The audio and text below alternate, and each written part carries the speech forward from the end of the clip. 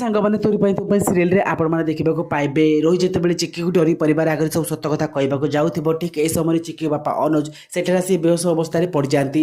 ଆଉ ଅନୁଜକୁ ଏ ଅବସ୍ଥାରେ ଦେଖି ସମସ୍ତେ ପରିବାର ଲୋକ ବ୍ୟସ୍ତ ହୋଇ ଅନୁଜଙ୍କ ପାଖକୁ ଦୌଡ଼ି ଚାଲିଯାଆନ୍ତି। ଆଉ ଏପଟେ ଚିକିର ପ୍ଲାନ୍ଟି ଅସଫଳ ହେଇଯାଉଛି ଆଉ ରୋହି ସମସ୍ତଙ୍କ ସାମ୍ନାରେ ବଞ୍ଚି ଯାଉଛି। ଆଉ ସମସ୍ତେ ଦେଖୁଛନ୍ତି ଅନୁଜ ଯେତେବେଳେ ବେହୋସ ଅବସ୍ଥାରେ ପଡ଼ିଛନ୍ତି ସେମାନେ ଡକ୍ଟରକୁ ଡାକି ତାର ଟ୍ରିଟମେଣ୍ଟ କରୁଛନ୍ତି। ଆଉ ଡକ୍ଟର କହୁଛନ୍ତି ଯେ ମୋତେ ଏମିତି ଲାଗୁଛି ଆଙ୍କୁ ସାପ କିମ୍ବା ବିଛା କାମୁଡ଼ିଛି କିନ୍ତୁ ଆଙ୍କ ଦେହରେ କୌଣସି ବି ଦାଗ ନାହିଁ।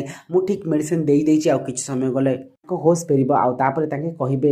ଆଉ ଏହାପରେ ସମସ୍ତେ କୁହନ୍ତି ଯେ ଚାଲ ଅନୁଜକୁ ଏବେ ରେଷ୍ଟ ଦରକାର କିନ୍ତୁ ଏତେବେଳେ ଚିକି କହୁଛନ୍ତି ଯେ ମୁଁ ଅନୁଜ ଅଙ୍କଲଙ୍କ ପାଖରେ ରହିଯାଉଛି। ଆଉ ଏହାପରେ ରୋହି କହୁଛନ୍ତି ବାପା ମୋର ଆଉ ତୁ ତାଙ୍କ ସେବା କରିବୁ ଏଇଟା କେବେ ବି ହେବନି।